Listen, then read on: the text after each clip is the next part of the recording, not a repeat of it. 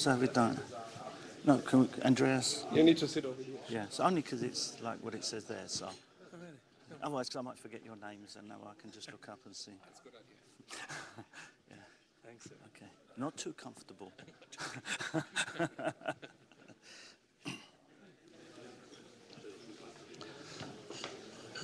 Okay, ladies and gentlemen, if you can take your seats, please. I hope you've had a good couple of days, but we try and save the best to last. We try to, but unfortunately this year, no, I hope you've had a good couple of days. We've had a lot of discussions. We've tried to put together a panel that can help answer or be part of the discussion for the future of our industry. Once again, this session is on Automotive Logistics Live. So it's being streamed live. So if you have got any questions, by all means, you can use the internet to ask me the questions. But priority is always going to be given to the people in the room to encourage a better interactivity and discussion. All kind of areas are available. It's not specifically finished vehicle logistics. It's not specifically inbound. These executives have, got. Well, you only have to look to see that they've got quite a few years' experience between them. So I'm sure they'll be happy to discuss most of the topics that we have out there. Of course, everyone's got their own public relations restrictions, but they're a good, honest bunch who'll try and answer whatever questions you have honestly and openly. So at the end, you've got the evaluation forms in front of you as well. Although we've still got this fantastic session to go, please have a look at the evaluation forms. We will be collecting them at the end of the session because they're very important to us. We really appreciate your feedback, any ideas, any positive criticism, anything we can do differently, better to change. It's your conference, so help us to shape your conference. There will be a prize draw at the end, but that's not as valuable to you as helping us to put a session or a conference together that will be able to change or help you to change your industry in the future. So this session it's a panel discussion, it's a Q&A. No one's got a presentation to begin with. I've got a couple of questions that I want to ask, but you're the audience, you're the customers, so we'd really want to hear your opinions too. So to introduce you to the panel, I think most of you must know the guys on the panel, but to give you a quick introduction, nearest to me is Andreas Ginkel from General Motors, Adam Opel. Andreas, you might have seen him in our China conferences in the past and around the world, but now responsible for logistics in Europe. Next along is Matthias Schulz from Ford, Director of MP&L for Ford in Europe. And then one further along, Levent Yuksel, now from Jaguar Land Rover. So I hope you enjoy the conversation, the discussion. And it is an interactive panel. So please, when you have a chance, when you've got a question, raise your hand, wait for the microphone to come, say your name and your company name, and then ask the question. So I'll just make myself comfortable. And it's been a long couple of days, so these seats are very comfortable. So you may need to nudge me a little bit if I'm getting a little bit tired and emotional. So the first question for the panel, one of the sessions we've had this year is about automotive and versus non-automotive. It kind of come across from one of your colleagues, Andreas, or a previous colleague perhaps, the head of logistics or supply chain for Marks and Spencer's, the big European retail store, used to be the head of supply chain for General Motors and Adam Opel. Some of the logistics guys are senior logistics executives of L'Oreal, where I get all my hair products. Actually, I probably shouldn't say that in case they sue me. But the hair products manufacturer, I should say, came from Renault. A speaker earlier today, the logistics director for Starbucks Europe, used to work for Arvin Meritor. Rolls-Royce Aerospace have come from Nissan, and many other industries. So I hope and think it's a positive sign that a lot of logistics and supply chain executives for major companies globally have come from automotive. But I'd like to hear your opinions on how you think automotive fares from expertise and quality compared to non-automotive. And what do you do to learn from these other industries? Do you look outside of other industries for new ideas or for learnings or for benchmarkings? And if we are as advanced as we'd like to think we are, do other industries turn to us and to you and say, hey guys, what are you doing in automotive that we can learn in other industries? So I'll start with you, Andreas. Right. Well, you're very educated, right? You exactly know who has been in what position at what point of time, right? No, let's put it this way. I guess there's like two elements to that. So one aspect, I think, is logistics is logistics. Independent of which material you're shipping or which good you're shipping, in the end it is logistics. And there might be some specifics and there might be some exceptions if you're looking to steel or to raw material, or if you're looking to a car that you're shipping around. But in the end, if you're shipping good, it's shipping good. And so far, we would be ignorant if we were not trying to learn. And I guess others would be ignorant too if they were not trying to learn. So that is certainly one aspect. So the other element, I think, is historically, I would like to think that the automotive industry had a strength in driving standardization, in driving process, in driving stringency of operations. And however, we have become reasonably big, and there is a lot of innovation going on with other that are, worth to consider, worth and fruitful, and I guess a good mix is inspiring for both sides. To that extent, I'm a strong believer that it would be more than ignorant thinking you've eaten, wisdom with a spoon. It's like, both parties need to talk, need to learn from each other, need to observe, and that's what we're doing. Yeah. Okay. Thank you. Matt? I think it was a good summary, but seriously, that's what it is. I think, and I think it's a good description. I think what the automotive industry and logistics is all about. It's about processes, reliability, for very good reasons. Obviously, we need to keep our plants up and running, and you need every single part, and without it, you can't run the business. Compare the retail side of the world. Well, if there's no milk, there's no milk, and they typically don't close the shop at this point in time. So they've got different challenges.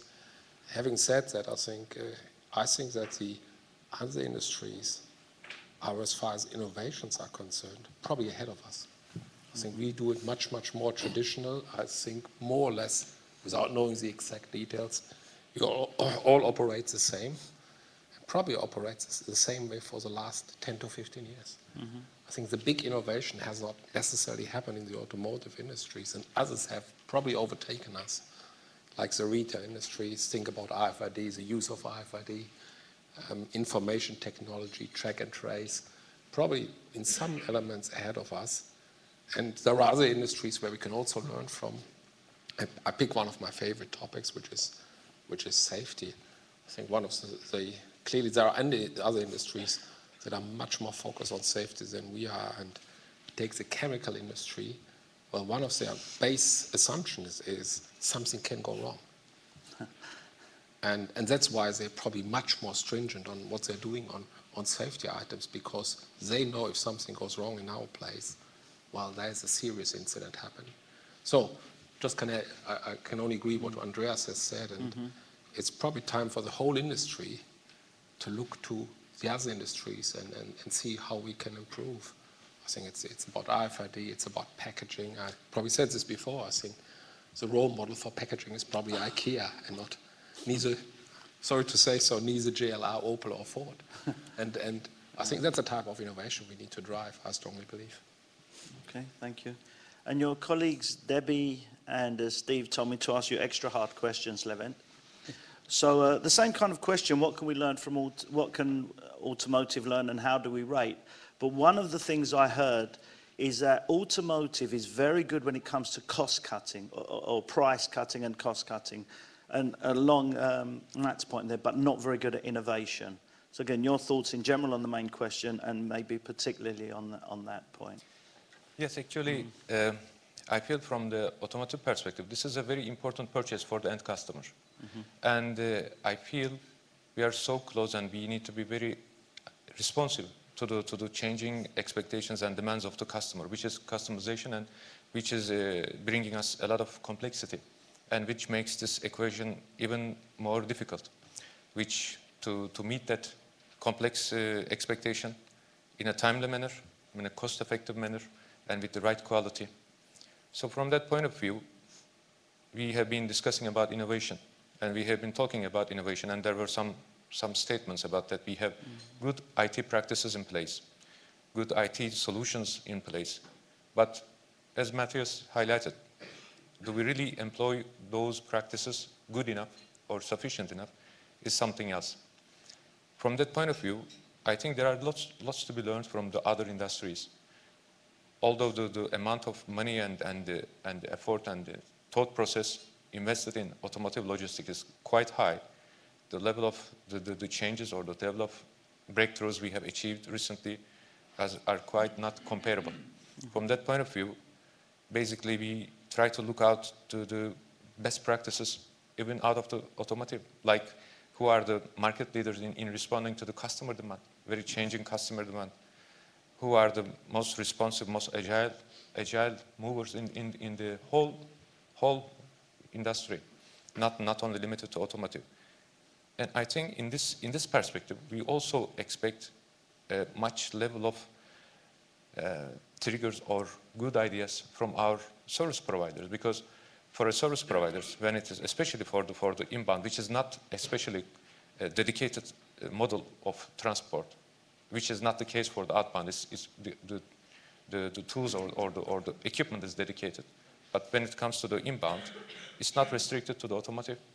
So we do some kind of benchmarking. Definitely it's very, very important, very essential. We benchmark with other industries.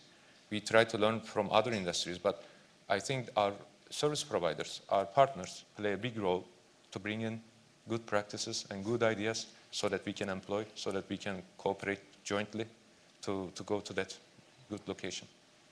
Okay. I'll throw it out if there's any questions or comments to make at any point. In the middle there first, please. I told you to join the panel, Carl. Oh, thank you, Luis. Carl Lucas from Magna. I've got one question to the panel. What will you consider as the biggest innovation over the next years in automotive for automotive logistics?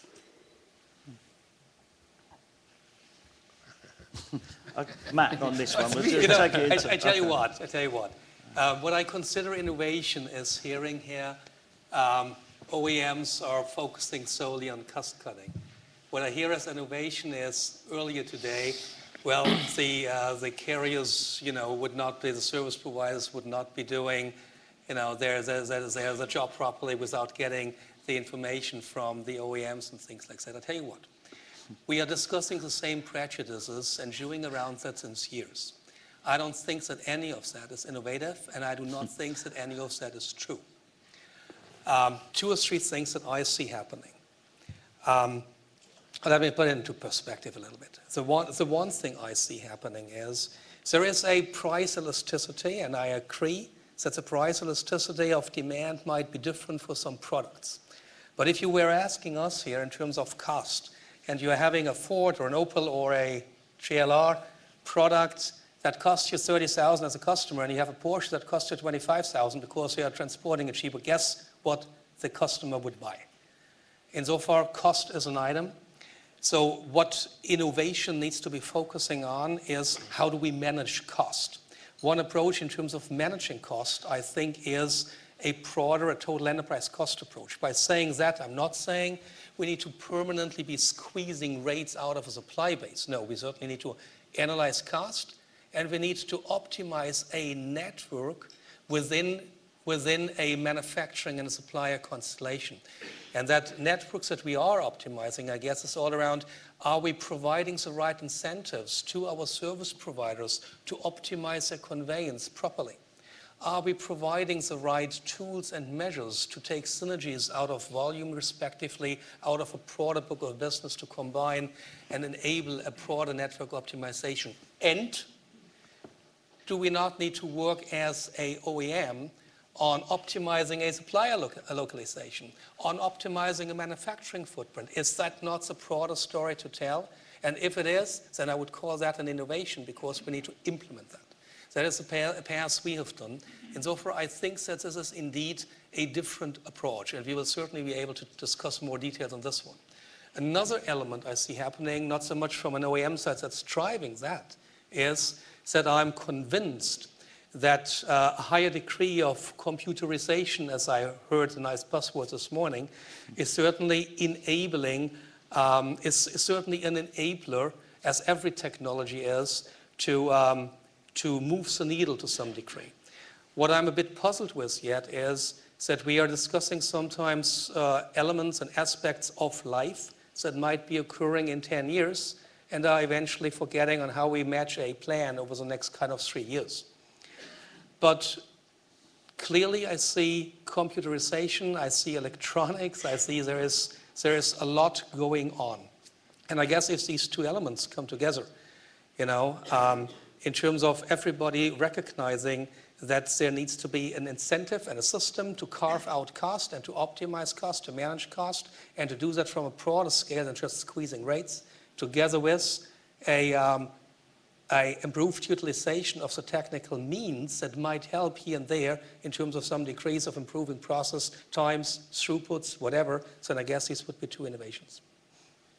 But that sounds like you're tweaking what we've already got, as opposed to trying to think outside of the box and where there's something completely different.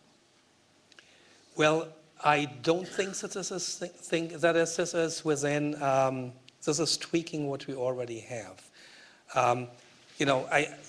If you are asking innovation, or if you're asking cost saving as a function of what variables, you would always include technology. Mm-hmm. So the degree that technology, so to say, develops further to the same extent and to the same degree with some weighting factors you might want to add, that is as well driving innovation and hence cost saving. And so far, clearly there is a connection, and it's probably depending more on a degree than on nature. What would you do different in nature is a good question, and I'm not sure that I would like to answer that question, because I don't think that some things are done completely wrong in nature. Mm-hmm. It is the degrees we need to optimize, and it's probably an incentive system and a view on how we manage the cost base as an OEM with the auto industry together, or with the logistics industry together, rather than changing things in nature. I don't think that is happening. Okay. And Matt, back to the kind of original question about innovation. What innovation would you like to see, or can you see happening? Yeah, maybe I answer it with matching Amazon. Matching Amazon, yeah. And no, what I mean with this, I think the other day my son bought himself a new screen for his computer. He ordered it on Friday night, and surprise, surprise, on the following morning at 10 o'clock the screen turned up. And obviously, this screen was not produced in the last 24 hours. Mm-hmm. But nevertheless, I'm sure it wasn't, because I think it came from Korea. But nevertheless, it was available. And that, I think, is a key. I think is how can I really, and I know even former Ford employees now work for suppliers. Yeah. I can even see one here in the room, to be honest. And clearly, it's how do I really respond to the ever-changing customer demand? How can I cut order to delivery time, which is the complete process from selling cars, understanding the customer demands, and building the logistics into it. I think we used to have a dream of a 15-day car. And at least one guy in the room will know what I'm talking about. Probably 2 or 3 or 4. Yeah. But that's what I think we need to get to, because that's what the customer sooner or later will expect from us. Yeah. And if we are not coming up with a process, and logistics is part of the process, obviously, the way why Amazon can do this is because they can forecast that somebody will order the screen, and the screen, I'm sure, was in a warehouse close to Cologne. That's why it all worked. But that's a type of process we need to work as a team, with a sales team, with a purchasing team, with a production team, and obviously we, the logistics team, are basically the glue in this process. We keep it all together. I think that's what we will see. I hope we will see. At least that's what I think we try to get to. And I think that's what you said as well. I think it's basically, well, the customer will not wait for us. And if we can't offer the vehicle, well, somebody else might offer the vehicle. And that's obviously not our ambition. And it's not, I'm sure not your ambition either. I know we sometimes have got different customer base, but in principle, that's what I think we will see. And we need our suppliers to be flexible as well. Yeah. But we actually did have, I don't even know if he's still here, we have a gentleman here from Amazon. But one of the things that came across from that was, or you just mentioned it, logistics is cross-functional. So you're trying to keep the sourcing people happy. You're trying to keep the manufacturing people happy. You're trying to keep the sales and marketing people happy. And of course your CFO happy as well at the same time. So without having any power or strength, in my eyes, you should be equal to those guys. And one of the questions we asked Starbucks when he was here, Amazon when he was in the audience is, at what level is your highest supply chain or logistics executive? And they both said board level. And I think that's one of the advantages that someone like Amazon has, is they take logistics and supply chain so seriously. They really consider it a competitive advantage, as opposed to, still in my mind, logistics is a cost and a waste. And that's something we need to change. But I'll move that question on to Levent as well. Yeah. Actually, it also comes to, as a reply to the innovation question. I think as logistics process, we are in the middle. And I think that one of the tasks and challenges to manage the expectations and be responsive. I think for us, the ultimate happiness we want to attain is the customer satisfaction, customer happiness. And as long as we are aligned in terms of delivering the right products at the right time with the right quality to the customer, with the reasonable cost, I think all those stakeholders will be happy. So we are aligning our orientation towards what really does the customer need, and how can we effectively, efficiently meet this expectation without cutting edges or without compromising. And from this point of view, we also know that yesterday we have seen that the market is coming back. However, there is no guarantee, because after the Lehman shock, we are all being cautious and we are all being, careful about the investments we do, the commitments we do. So from that point of view, we cannot expect that we can be so generous about making bold commitments or big investments. So under this pressure and under the complexity and the expectations of the customer, we are in the middle. But our duty is with our service providers, with our partners, to come up with good ideas, good solutions, which flexibly, responsibly addresses the expectation. And I think for us, it's the customer who sits on top of all of these stakeholders. And as long as we are aligned on this common goal, I think we are on the right track. Except that I disagree. I don't think car makers' aim is to keep the customer happy. I think the car maker's aim is to keep manufacturing happy. Anybody want to comment on that? No. The answer is definitely no. I think that might be the perception, but that is not reality. I think, you always need to understand who is the dog and who is the tail. And manufacturing is not the dog. In your response, I think this is not about manufacturing. This is about customers and fulfilling customer demand. And that's at least the way we see it, and I'm sure others see it similar. I think it might be perceived like this, and maybe your comment about whether the logistics guy should be on the board or not. I think it's a good idea. Principle. Do you want to put yourself forward, Matthias? I forwarded this. I saw this question. I almost expected this question, so I forwarded your comments to my CEO. Let's see. I've not yet got a response from him back, but maybe it's coming up soon. No, but this is not really I don't think it's a question whether you're on the board or not on the board. The key question is, have you got this mindset? If you've got the mindset, well, it's all about manufacturing, it's about cost cutting, blah, blah, blah, then you're probably right. But if the view is we need to fulfill customer demand, which I think all the OEMs have got on their agenda, because of the experience. It's not like in the good old days where you just had to put a car in a dealership and somebody turns up and buys it. It's fierce competition, so you need to have customers that are happy, and therefore the whole focus is on customers. Because ultimately, without a customer, you're not producing anything. I know it's maybe not always yet there, but I think it's getting more and more in this direction. That's why I said this order fulfillment, it's really needs to be key. We need to fulfill the demand of our customers. It is not about, to a certain extent, filling plants, but you can't fill plants. It doesn't make any sense. You can't build products that ultimately nobody wants to have, because you just end up in inventory that you then have to retail at a major discount. And I think by and large all the OEMs moving towards this direction of you just need to cut production. How difficult it might be, and I'm sure this is not in the interest of manufacturing, but that's what the customer wants. So you need to fight for the customer. That's why you need to get to the, I don't know who's here from Amazon. Okay, well, we will beat you pretty soon. No, we won't, but clearly I think we need to drive to this, because we need to be highly flexible, because things are changing while we go along. And there will be situations where you need to ramp up production virtually overnight, knowing that 3-4 months down the road, the demand is gone again. But you cannot afford not to build at this point in time. And that's why you need to have a flexible manufacturing process. You need to have a flexible supply chain. You need to have service providers that can follow this flexibility. And that's really what we need from the logistics companies. They need to follow our moves. And I know it's difficult, because it's different from, selling milk, I guess the average amount of milk that gets sold every day is pretty stable. Well, it's not true for cars. It's definitely not true. We've seen this. It can swing within a month. We've got just an example in Russia. You probably know that the industry is just about to collapse in Russia. All these things are happening. And you need to respond to it immediately and not with 3-4 months delay.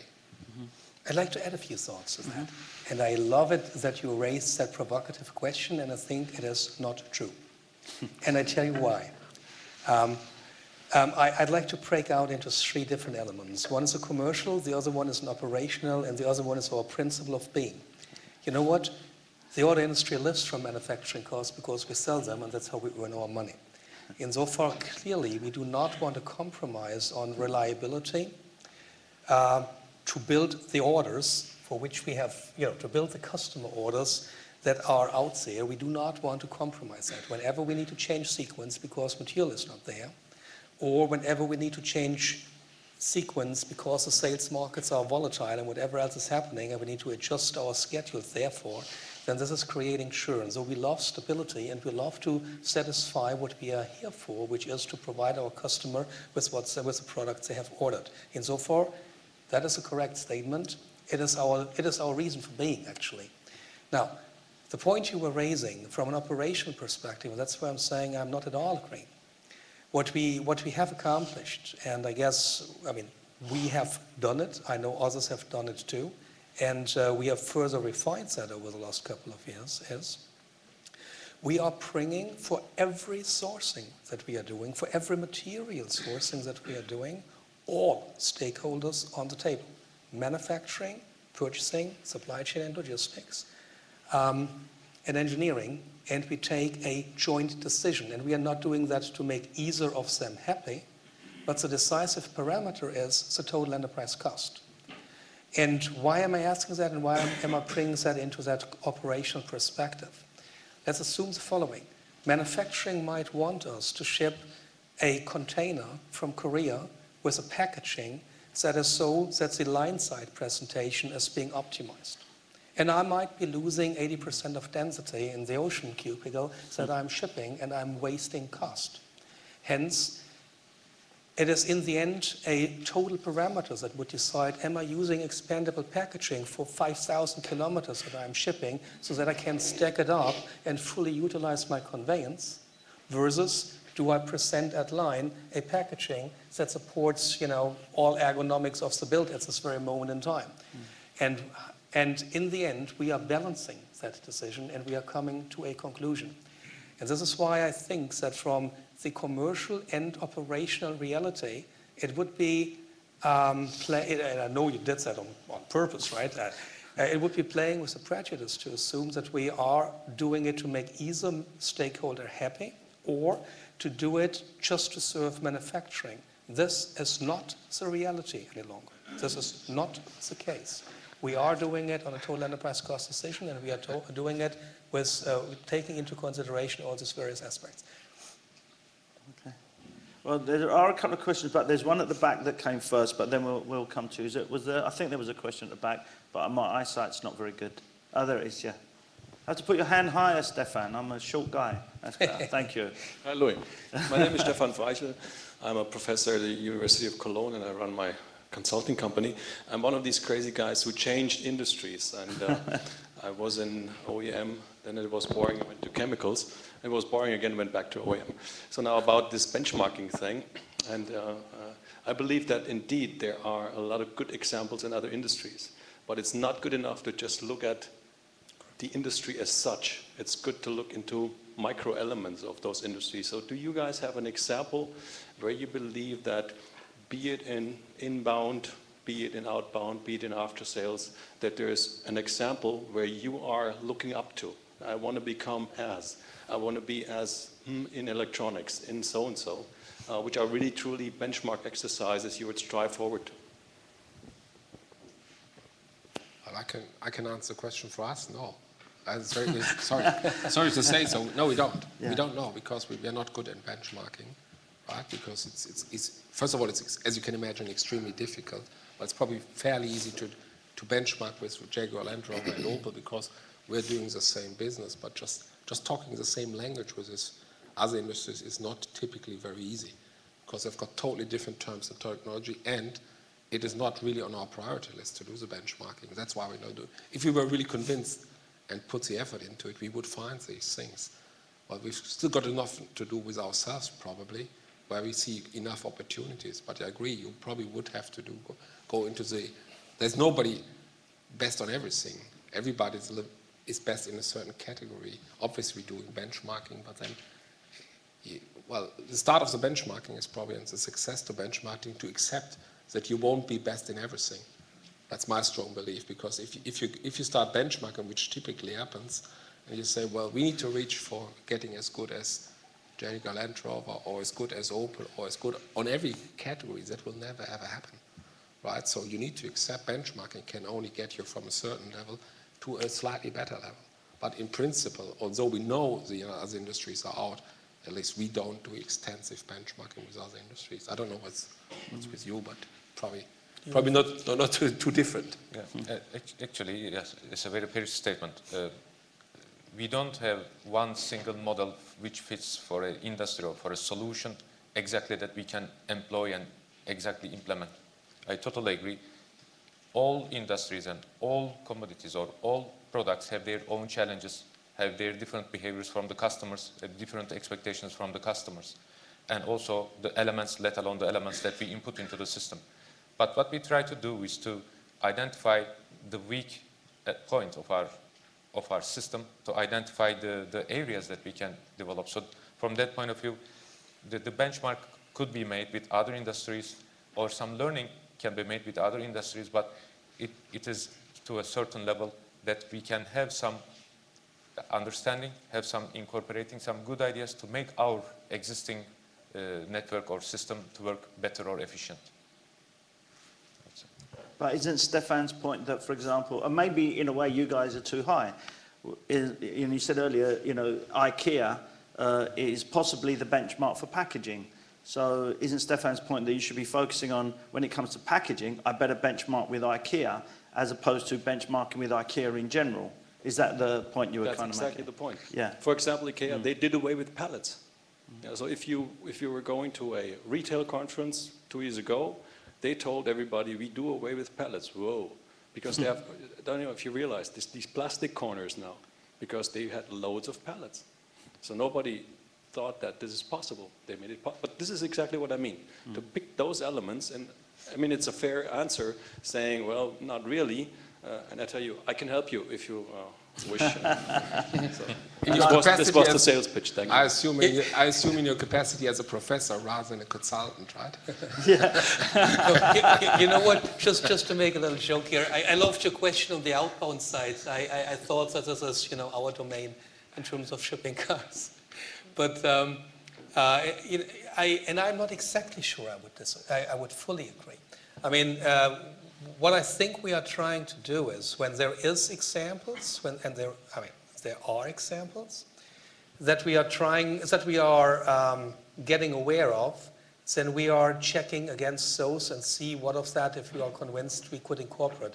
And the question probably is, do we have a sufficient governance structure to do that in such a structured manner that we would instantly anticipate once we see an innovation on a logistics or on a company that is improving a certain logistical aspects? And I would think, no, we don't have that. But are we looking to others? Are we trying to learn? Are we trying to reflect that in a benchmark study? Are we only doing benchmarks on a industry level? No. We are looking into companies, into dedicated aspects that we learn about, but I guess we are not yet governing it perfectly. Okay. Next question from this side, please. Paul one from Magna. I would like to refer back what Andreas Ginkel said on the optimization of the sourcing policy and saying really, we are referring to the landed cost optimization. If that is the way you propose, that is completely wrong, I think. The thing is, there is not making a decision for some discipline or not. So if manufacturing wants the smallest possible box, give it to them. There are always ways to optimize a logistical chain. If you do what you are proposing, then you quickly get back to the old times where you have the biggest box possible line side, and the operators are running around and having all kinds of waste. So there is always, we are getting a little bit creative, there's always a way in the middle where you can provide the smallest box possible and not compromising on the density of packaging in the container. Well, anyone who disagrees with Andreas is a friend of mine, so. And I knew that Paul was going to make this comment from the good old days. Yeah.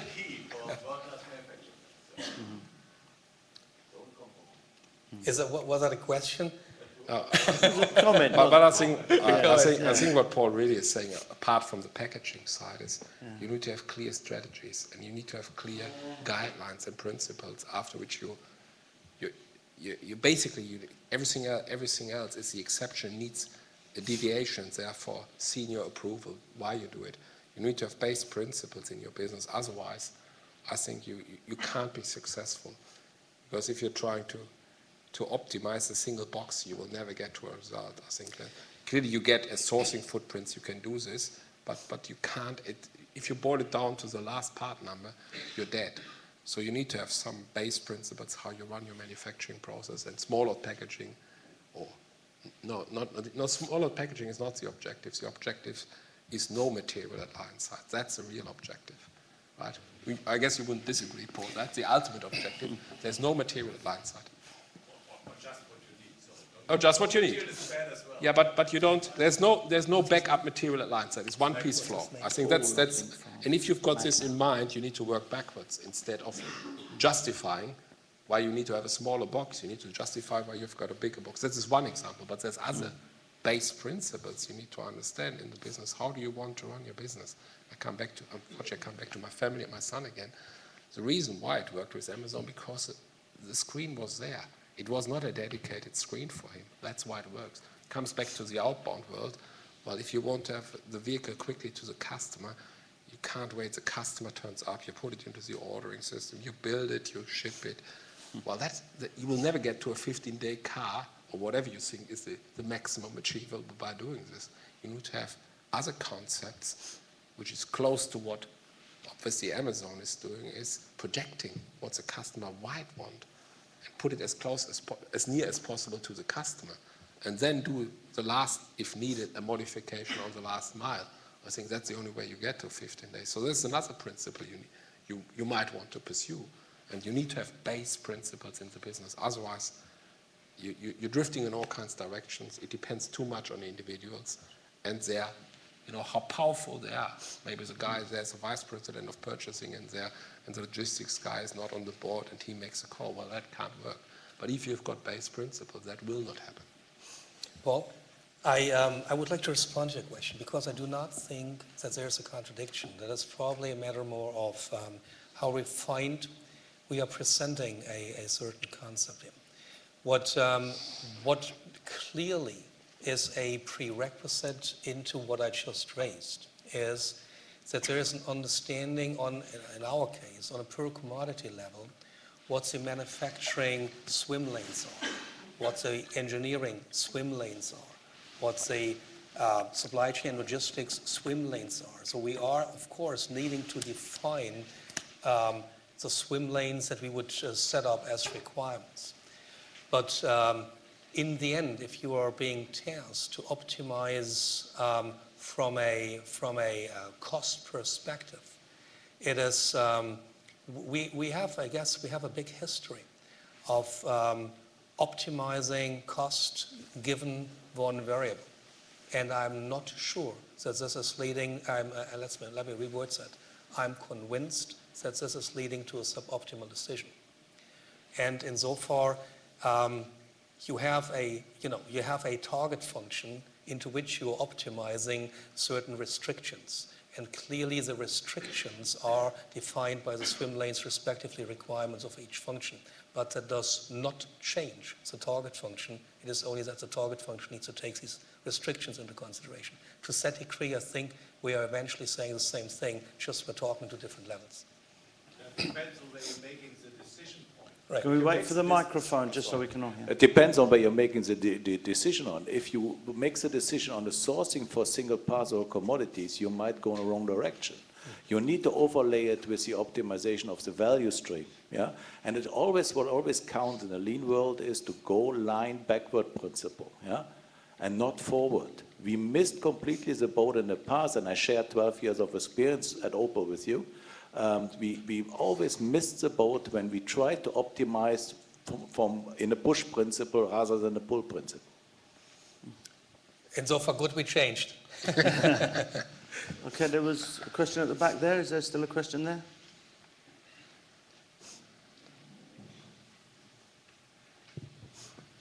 Bruce Arlinghouse. I just wanted to follow up on the point that Stefan raised about benchmarking.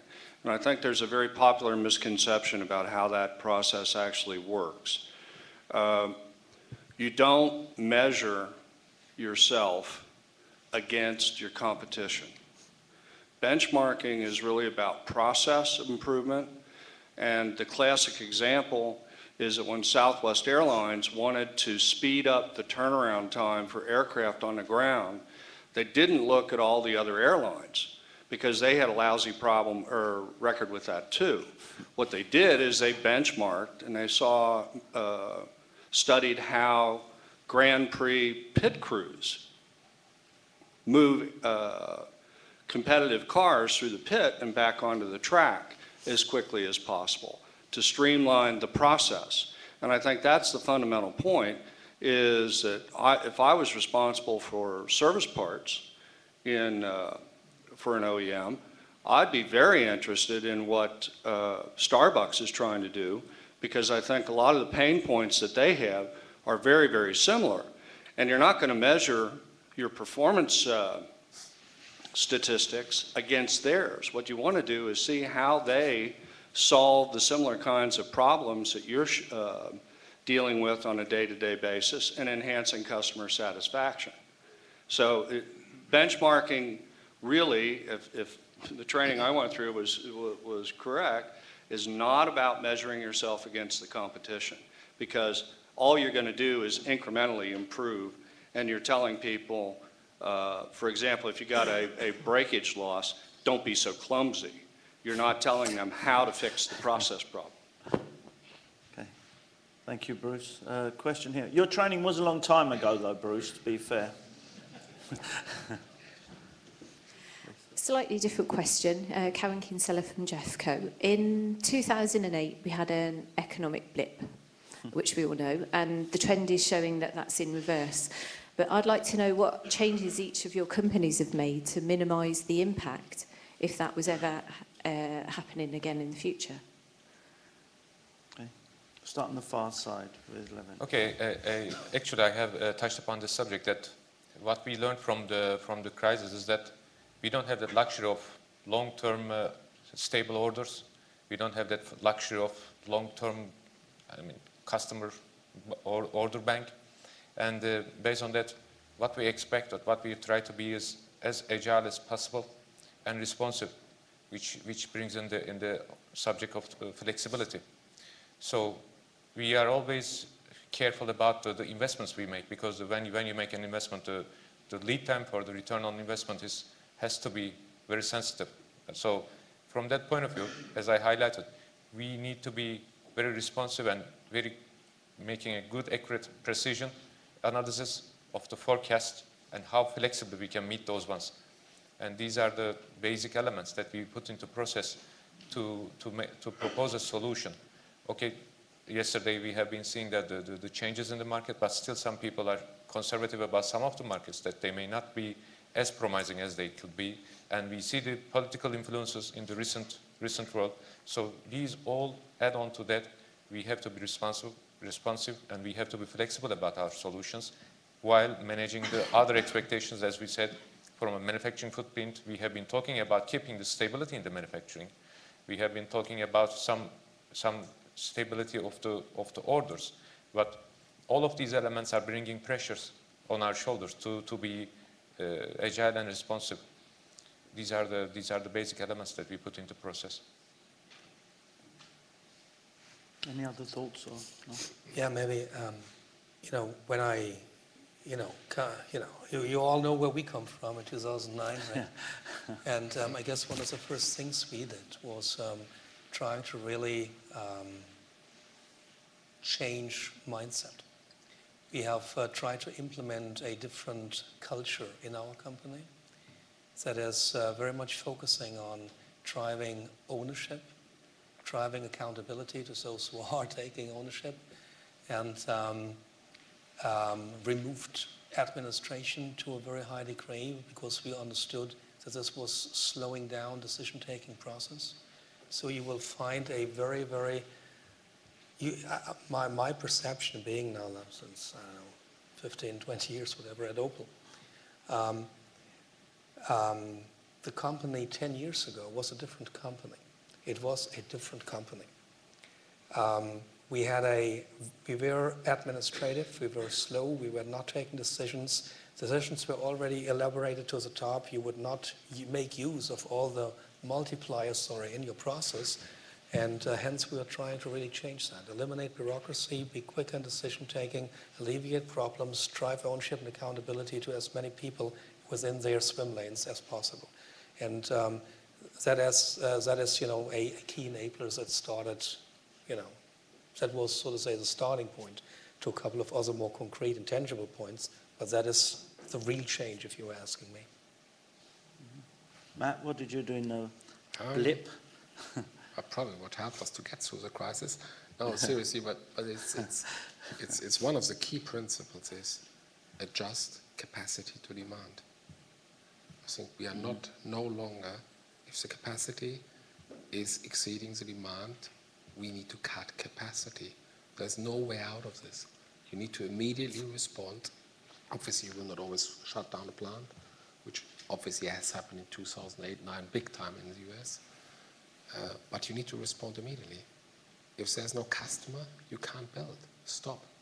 And that's one of the things how you can respond. And then, when the industry is coming back, like it appears to be happening right now, although it's nowhere close to the industry that used to be pre-2008, I think we should not, it's still some 20% lower than it used to be. I think you need to be very, very careful in long-term commitments, very, very careful in long-term investments, as you said, because you don't know where it holds. So it's better maybe to benchmark, find out how you can improve your processes, rather than spending massive amounts of investments in something that you might not need the day after, because, as I said, well, the industry in Russia is in severe trouble. You can imagine the industry in the Ukraine is in severe trouble, And nobody has got a clue what will come next. Well, what will happen in China? Will China really grow as big as it appears to be growing? Well, in the long run, definitely it will be, because it's a big country. But what about the next 4 or 5 years? Are they really reaching the level that are forecasted? Is the global industry really exceeding 100 million plus vehicles that will be sold there? Well, maybe. We all hope it will be, but it might be not. So you need to be a little bit more, as you said, agile and respond short term. You need to, but important is never ever fall into this trap. Hang on to capacity that nobody needs, because you will pay a big price for it. And that affects everybody, including the logistics industry and the suppliers and everybody. Well, we need to follow the same path. You know, if our demand is coming down, obviously the demand of transport is coming down, and it's typically proportional. And it needs to happen immediately if needed. Okay, well, we haven't got that much time, so what I'm going to try is a new thing called 1, 2, 3. You've got 1 minute to ask your question, you've got 2 minutes to answer it, and then there's 3 minutes for me to make a joke at the end of each question. So if we can keep the questions short, the answers as short as possible, so we can get as many questions in as possible. So there was a few here. I'll start with this gentleman, then we'll come over to with you. That's it, yeah. I better be quick then. My name is Willem Adrian from Quartet. We talked about risk from the demand side, meaning financial crisis. But how do you guys deal with risk actually from the supply side? We had tsunami, we had the nuclear event in Japan. And that actually is how far do you go down back into your supply base? Is it tier 2, tier 3? How actively do you manage that in order to make sure that the customer demand can be fulfilled at the end of the day? Andreas. Well, I have been in Thailand when the flood came, and I've been in Japan when Fukushima happened. So you're just bad luck, Andreas. You know, no, I mean, on maybe not everybody's of the same opinion, but what I think one of the things, we might be better than 1,000 others, one of the things we are good at, I guess, is crisis management. We have instantaneously set up a team, a cross-functional team, trying to manage through that and instantly analyzing where the supply base is located, where the impacts are, where the supply base is delivering to, setting up pipelines, setting up warnings, setting up, pulling ahead deliveries to the extent possible. I can still recall, I mean, really physically being in Thailand at this point of time, I can still recall how we try to pull the material into higher located areas to prevent from flooding and bam, bam, bam, bam, bam. And with all that activity, that is all we started with understanding what is required from a production perspective, where is a certain supplier located, what is to where are we shipping what type of product. That was the first layer, and as we had that under control, we digged deeper. And we instantaneously managed the situation. If I'm recalling correct, I guess these 2 or 3 crises, we were able, fortunately, and together with the help of supply base, to manage relatively good. Gentlemen? Yeah, I think that's exactly what we have done, and actually we are ready for the day when aliens arrive on Earth. So. Okay, and my joke bit is Anton Chekhov. I don't know where he's from, but he's any idiot can face a crisis. It's the day-to-day living that wears you out. So, even Chris, you've only got 1 minute. Sorry. I'll just remind you to behave. We all know how your 3-minute jokes usually go, and this is being streamed live, and check the age of the viewers. So, and the panel's lucky that I think you're only going to give them 2 minutes to answer my question. You're all involved in some quite extensive outsourcing projects, let's say, for logistics. Chris, your time is up. Yeah. Obviously, GM with Jeffco, and interestingly, both others with DHL in different ways. But, and I hope firstly, Andreas, you can give us some update on a year into this project. You only have 2 minutes, so at least, I don't know, choose a highlight. 1 positive, 1 negative, I suppose, would be nice. We can give you 30 minutes on this one if you want, Andreas. I mean, I appreciate the opportunity. Thanks for that question. I really thank you for that. The initial idea when we went into that concept of having one logistics service provider being our direct partner and utilizing a partner that over time is in a position to add a broader book of business to just the Opel Vauxhall book of business, we were looking into three kind of opportunities there. The one opportunity was that over time we were thinking that that there is a volume leverage potential. It must make a difference if you buy logistics services for 1 million cars or for 5 million cars. And if it's in the area of 0.5% over 4 years, then given the APV we are talking about, is quite a significant chunk of money. The second aspect is if you are, if you are in a manufacturing alliance, or if you are in that broader book of business that you are trying to look at, then your network optimization and network engineering opportunities to start with are much broader than when you are only trying to optimize on a one-to-one relation between, let's say, your CCC and a plant.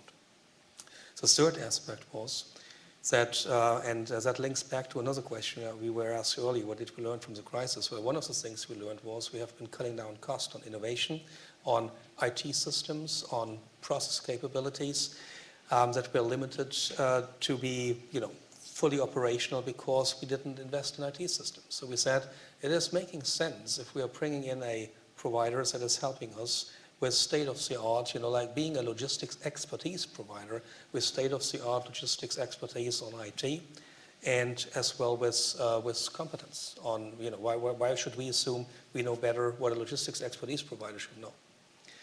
And that was a starting point. And I firmly believe that this is at least a strategic approach that will pay out over time and should be generating a win-win over time. We had not been naive and did not assume that every hope that we were connecting on these three elements with that deal would be materializing within the first year. If that was the case, I would probably ask myself, why isn't everybody doing it, right?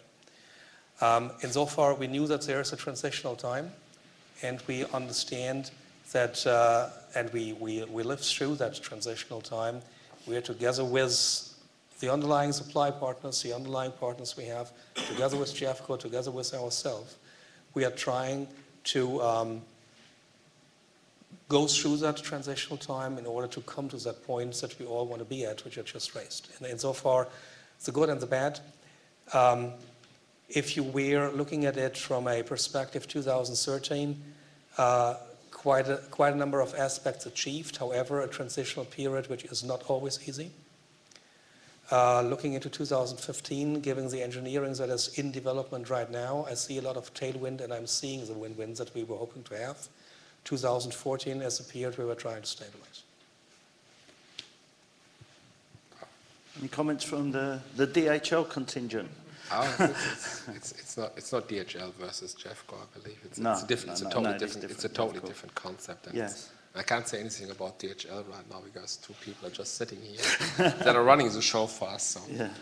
don't hope you. I will make some compliments right now. But in the end, it's not about DHL or Jeffco. It's about the concept. And well, for good reasons, we believe we've got a different concept and I strongly believe we need to be fully in control of what's happening in the logistics world because it's a vital part, as I said, it's a glue in the order fulfillment process. And I'm lacking imagination why I want to give it away to somebody else.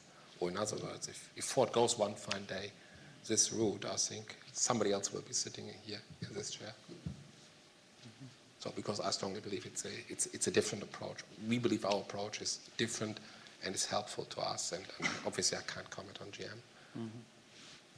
Levent, anything to add to that? And again, it's not company specific; it's just the basic concept. I would like to recall some comments we have been making in this hall a couple of years ago, because especially after the crisis, there was some complaint or some uncertainty about what will be the forecast for the coming 3, 4, 5 years, and so that the OEMs were expecting from the service providers to be up and running and delivering the expected flexibility and the service and the high quality of the equipment. However, on the other hand, LSPs were saying that, but as long as we don't have that commitment, how can we invest? Because the same kind of volatility was evident for the service providers as well. So this kind of relationship, what we have as an advantage is that we can look ahead 3, 4, 5 years. So then we can make some futuristic plans and we can make some futuristic investments, and then we can get some synergies and efficiencies in the end. Mm-hmm. But as Christopher asked for a downside, it lies for me with the question that, is this good enough? Mm-hmm. Okay. I think it's within 2 minutes. Yeah, good, thank you. The young lady just behind Chris. Nazlı Bedir from Tofaş, Fiat Turkey. My question will be specific to outbound logistics. You all have talked about the importance of understanding customer expectations. You are manufacturing and delivering different type of vehicles, different class of vehicles, and probably the customer expectations are different. I wonder if your supply chain processes differentiate for different type of customers and how? That's a really good question. Who wants to answer it? At this stage, not. At least for Ford, I can say this for Ford, maybe. But certainly, if you're if you're moving different vehicles, I would expect that the expectation for a Jaguar Land Rover customer, a Land Rover customer, for example, is somewhat different from a Fiesta customer, and you need to treat him most likely differently, in a different way as speed is concerned, and also reliability. But in principle, you would expect that every customer has got more or less the same expectation. So what we need to get to is not necessarily to have three levels of service levels, well, top class, medium, and average. Well, it needs to be the best for all of our customers. Because, yes, a Jaguar Land Rover might be more expensive than a Fiesta, but in the real world, the cost of a Fiesta is probably to the customer of the Fiesta exactly the same as it is one for a Land Rover. If you're a person who lives in Oman and might have multi-millions of dollars and he's buying himself 20 Land Rovers, well, that's probably means less to him than somebody who is working here in Cologne in a plant and wants to buy himself or herself a Fiesta. So I don't think ultimately you won't have the same quality for all cars. There will be always special customers for sure, VIPs, but to differentiate, I don't believe it's a way forward. Okay. Any more 1, 2, 3 questions? Well, I'll have one quick one. How does the cost saving or what kind of cost saving excites you? We got a question on the live thing that got emailed through was specifically about premium freight. But at what level, how does it kind of work? Does it come out like, if it's under £1 million, I'll kind of ignore it. £2 million, I'll consider handing it down to someone just to have a quick look. At £10 million, you take it seriously. At £100 million, you ring up, hey, Mr. Mullally, I've got some news for you. I think it's not about the absolute amount of savings that you can achieve, because in the end it's a function of what you're trying to change. It's more about what excites me is really if you see a change in process, because then the results are the outcome. And it's not like we treat a $10,000 opportunity, obviously has got a different level of attention than a $100 million opportunity. I'm sure if I had a couple of those around, you probably would know me personally. But clearly it's not. Obviously, there's hierarchies and how you look into opportunities. But it's more about process and the potential that the idea might bring you over time. And it's really changing. Is it really a game-changing idea? And therefore, an idea that is $10,000 worth or 10,000 euros worth can be even more exciting than $500,000 or $1 million or $2 million. Right? So it's not. I don't think I would not categorize them by dollars. Obviously, authority levels and all this count with it, but in reality, what really drives the business is innovation and maybe, as we were benchmarking, genuine benchmarking and genuine improvements in the process. That is really key. That's what I feel I'm more excited than hearing, well, we did a market test and because of market conditions, we could save X $100,000 million. Well, that's because the market is the way the market is.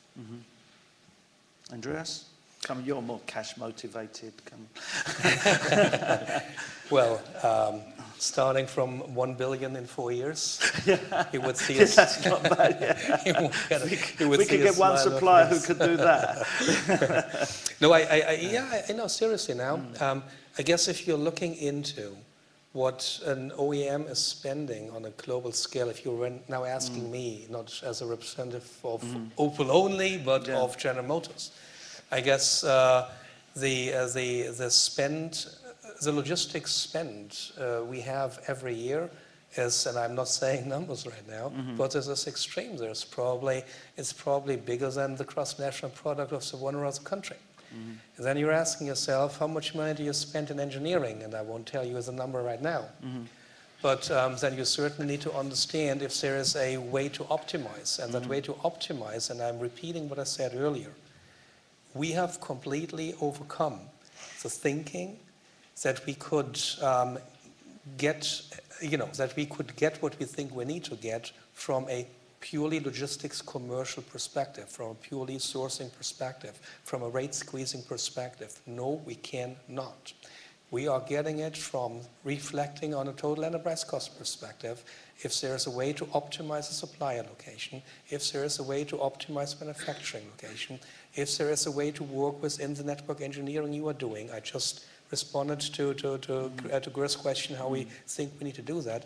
And we need to provide incentives and understand on how we can optimize the conveyance and not being disincentivizing to those that if they are shipping us, if they are shipping us a sea container, just to make an example, okay, that's not pointing at anybody. If there's a sea container from Korea to Russia, it's traveling 9,000 kilometers and it's 60% loaded, then we have an issue.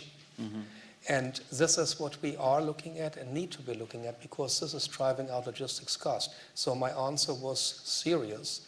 If we are driving out logistics cost on a global GM scale or in the area of 1 billion plus in the next 3 years, you would see me smiling. Everything below will not make me smile.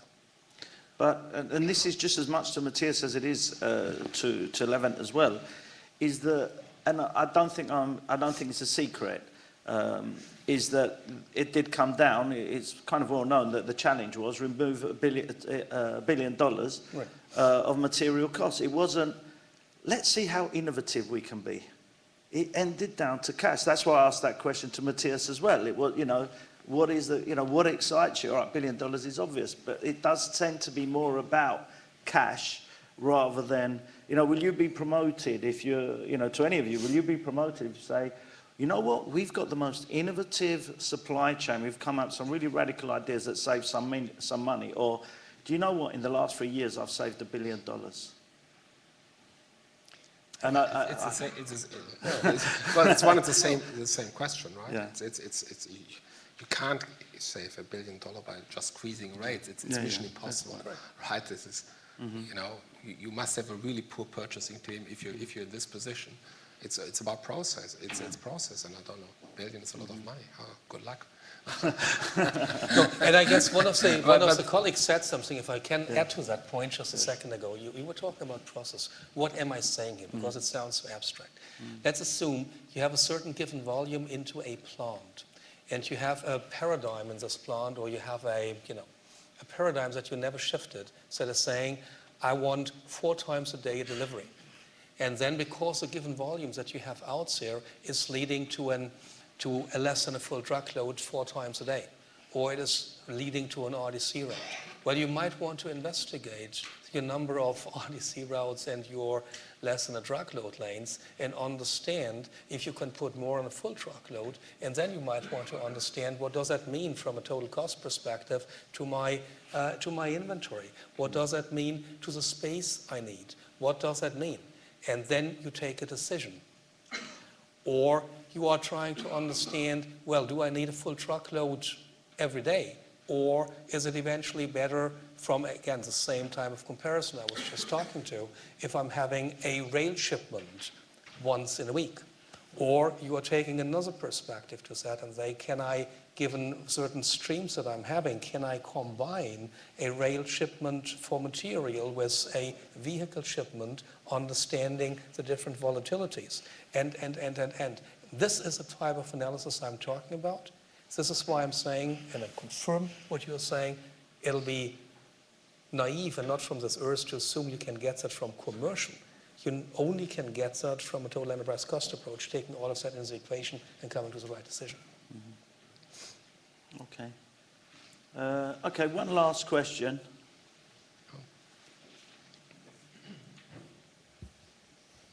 What you just said, that means you have to come along with transparency and agility in your supply chain. How do you manage that and how do you control that then? Otherwise you're not able to oversee what is going on and to identify the savings, right? Right. So there's a couple of things that we have implemented. You know, one of our way, you know, I'll give you just one example, okay? Because the transparency relates to exactly the volumes you're having, the sales forecast you have, and its dependency. It relates to exactly understanding what your rates are, and it leads to exactly understanding what your current network is. You need to bring all of that together. I'll give you one example. For the first time in history, we have completely standardized a freight audit versus from our 4PL provider to us. We have a transparency in a cost base you probably never had before. And that transparency is clearly, and you're spot on, is a prerequisite to understand and designing optimal routes and optimize total enterprise cost. I'm fully with you. This is one of the reasons why we are going that integrated approach, because without that transparency, you can't do it. Okay. Okay, well, I think we'll leave it there. We've kind of run over time. We could easily go on for a long time, but they charge me by the hour. So, firstly, I'd like to thank the panel for once again honest, very interesting answers to the questions, and I really appreciate your time because I know how busy you are and your openness. So, thank you very much to the panel.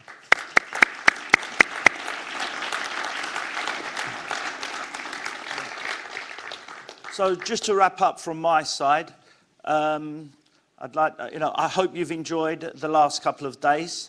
I hope that you've enjoyed, if you're in the room or if you're not in the room, enjoyed the Automotive live experience. What we've tried to do, and another innovation to add just something different to the conference. The chance to ask some questions. What I actually really enjoyed was the fact that not too many questions came through the live thing, that the questions were from the floor in all of the sessions, in the breakout sessions, which makes it a much more exciting event and what it's all about.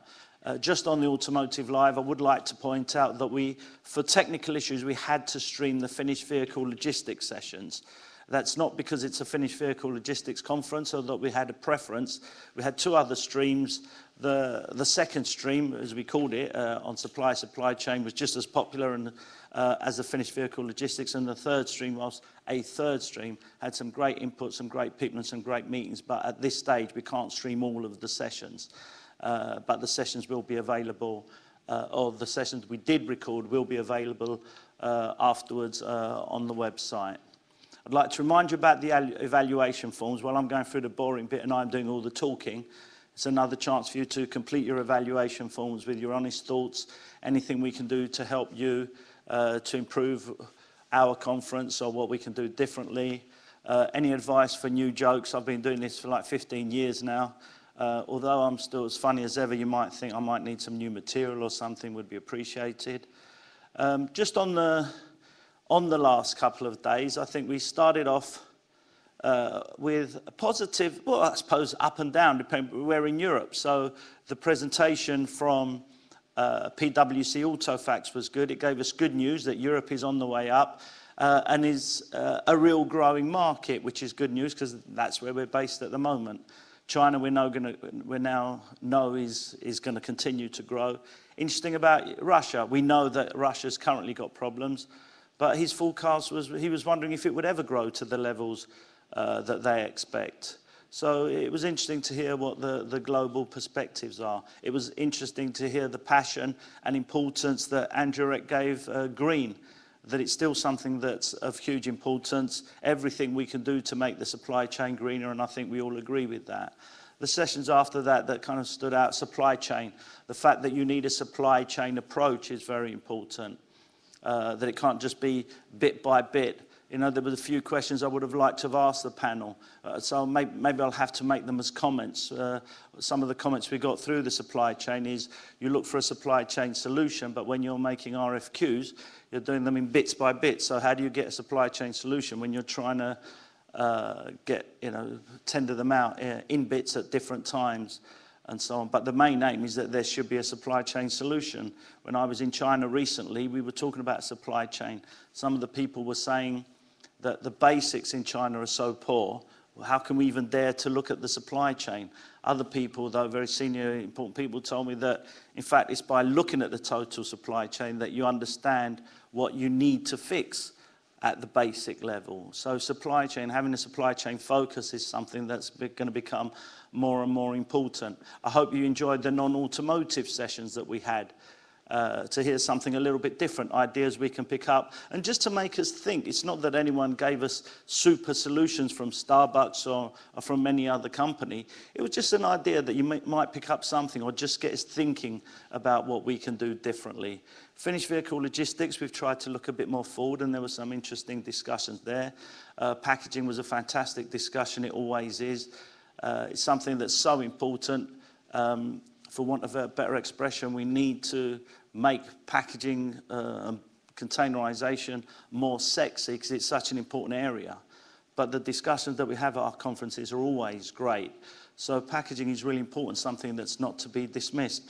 The supply chain, again, some great discussions there, and the importance of having, you know, a clear vision, view, visibility through your supply chain. The globalization of the supply chain is obvious. And then the service parts, the part that, you know, Rita, that does directly deal with the customer. We talk about how important the customer is, but service parts is the part that really, that the customer notices the most. Buying a car is an obvious thing, but you normally buy a car for 2 or 3 years and you've probably forgotten the initial experience. But if you're having a constant bad experience through your servicing and service parts supply, you remember that, and it actually impacts your supply, your decision on buying the next car. But the main point for me is logistics is really important. Automotive logistics as an industry is vitally important. It isn't a waste, it isn't a cost. It's something that adds value to the car makers, to the cars, to the customer. You know, what are the big things? Globalization. You know, that's the most obvious. You try having global sourcing and global manufacturing and global platforms without good logistics. You try supplying cars all around the world, you know, where you're not Australia, where you're not manufacturing cars anymore. You know, the new markets that are opening up. Try doing that without good logistics. Try to become as efficient as you need to be without good logistics. Look at the challenge from General Motors. You know, the reason they're trying to take $1 billion out is because there's more than $1 billion in there. That means it's important. If you're spending that much money on something, it must be pretty important. If you can afford to take $1 billion out and you're still running a massive operation, it means that you're spending a lot of money on logistics. So it's really, even just from a financial perspective, it's really, really important. It should be taken more seriously. I heard a great thing from China. A car maker in China had a 3-day exhibition just on their own logistics. And what they did, the first day, they invited their staff in, the actual logistics people, and said, they hired a hall. It's Shanghai Volkswagen. So they hired a hall in Shanghai Volkswagen and did a presentation for their own teams and said, this is what you guys do. This is how important you guys are. You're the packaging guys, but you're linked with these guys who do that, who end up supplying this bit. So thank you, everybody. You're doing a great job, and well done for doing that. And then the second day, they invited the other kind of parts of Shanghai Volkswagen, you know, design and manufacturing and all kind of different areas, and said, we're the logistics guys, and this is what we do to support you. We make sure you have this part there, and you know, and the safety and ergonomics and quality and all this kind of stuff. This is what we do as logistics to support your functions. And then the last day, they actually called in the board of Shanghai Volkswagen and said, again, we're logistics, this is what we do, these are the figures, this is what we do, this is what we can save, this is what we spend, this is the value, not the cost, not the waste, this is the value that we add to Shanghai Volkswagen. And at the end of it, the president of Shanghai Volkswagen said, you know, we used to consider, you know, logistics, not vehicle logistics, but all of logistics as a service. We now believe it's core. And I think we need to really try and get that message across. I think that idea that Shanghai Volkswagen had was a fantastic idea, that we need to market ourselves, firstly to ourselves, to make sure we realize ourselves how important we are and what we do. Secondly, to the rest of your group, of the company, so they understand what logistics do. And last but definitely not least, to the board members, and as high as we can go, to show them this is the value that we add to your company and to the automotive industry. And I think that was a great idea by Shanghai Volkswagen and any other car makers who can do something like that. I think that's something that we need to do as a group, to tell everybody the fantastic job that you guys do. But I do get passionate about it. Unfortunately, I get passionate about that. But I just think that you do a great job. I'm often up here questioning everything you do and complaining about everything you do. But that's because I'm trying to push further, and it's my job to ask the questions. But I do think automotive logistics as an industry is hugely important, plays a huge role, and we should be really, or you guys should be really, really proud of what you do and tell people about it. Don't believe all the bad publicity about waste and cost. Be proud of the value that you add. And I hope we tried to get that across in the last couple of days. But we're sort of preaching to the converted. I hope and think that most of you guys believe what I've just said. But let's make sure that we get the rest of the industry, the rest of the world, to also believe what I just said. But I hope you've enjoyed the 2 days. I hope that you go away confident and happy about what you do, that you might have picked up some new ideas. You might have picked up some new connections, some new colleagues, some new jobs, goodness knows. And I hope that we'll see you all again next year. We're starting to collect the evaluation forms now. So if you've got an evaluation form to hand it, if you can put your hand up and we'll collect it from you. Just if any of you are going around the world, traveling around, after all, this is a global industry. I'm just trying to think. So Europe, March is Europe, April is China, May is our finished vehicle logistics conference in North America, in California, June is Russia, so that should be a fun one. September is our global conference, which is in Detroit. October, we work with, or it's actually the ECG conference, the European Association of Finished Vehicle Logistics, and we work with them on their conference. November is Brazil, December is India, and December the 25th, I actually get a long lunch break. My boss lets me have a long lunch break and I can stay at home with the family. So hopefully if you're around at any of those places, or any of your colleagues who you think might benefit from attending the conference, please let us know, because I hope we can give them the same kind of value that they give, that we've tried to give you. I'd like to thank our sponsors, our gold sponsors, ABP, GBA, CHEP, DSV, Jeffco, Sovereign, Agility, Evolution, Geodis, Wilson, Priority Freight, TNT, and I'm going to try and make this list as long as possible because I believe this is really heavy. Our global sponsor, Wallenius Wilhelmsen Logistics, who sponsor the conference, because are called global sponsors because they sponsor every conference that we hold around the world. Yeah, okay? Yeah, okay. Our silver sponsors, BLG Logistics, Bull Systems, SIVA, CTM Law, Evos Cargo Care, FedEx, Flexis, Goodpack, Inform, Kinaxis, LeverTouch, Neovia, Orbis, Swiss Post, UTI. They sponsor this conference because they've got products, services, knowledge, solutions for you guys in this room. So if you've got a chance to just grab them before they go, do that. Otherwise, if you look on our website, you'll see their logos, and you can click on their links to find out how you can contact them and find out what they do, what they can do for you too. So I think I've dragged it out as much as possible. I'd like to turn to my assistant.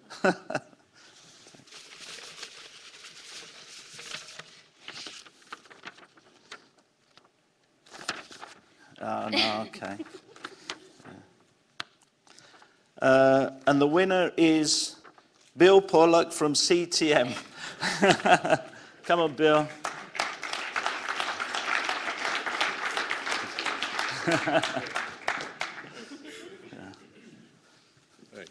Yeah.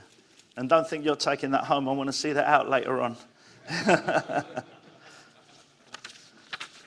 So I hope you've had a great couple of days. It doesn't finish now, in the sense, if there's any questions that you couldn't ask, by all means, send them to us. You should all have our contact details. Anybody that you want to meet, anything else that you think we should follow up from, whether it's editorially, whether it's news. And on that point, I'd just like to kind of remind you about Automotive Logistics magazine and what we're doing at the moment. You kind of know we've got the Finished Vehicle Logistics magazine. That's been going for a while now. Automotive Logistics newsletter has been going for a while now. We're now moving that forward. Our website's changed. We've got a new website, which we're going to be putting web-specific information on there, some things that won't be in the magazine. So anything that you feel you could contribute, ideas for articles, opinion pieces, news, anything that you think could add value to our magazines, please feed that through to Christopher. You've seen Christopher, Marcus, our news editor. Any ideas on what you'd want to read about and any contributions you want to make. It's your industry. We don't pretend to be the experts. We try to be the kind of, the medium of information that we share, all the knowledge that you guys have got, and try and collect it and disseminate it. So I hope that we try our best and work very hard to do what we can to do for you, and we'd like to do more. And any ideas you've got for that, please let us know. But really, at this time, the thing I'd like to most say to you is thank you very much. Thank you for your support, and that's the end of Automotive Logistics Europe 2014. Thank you very much, everybody.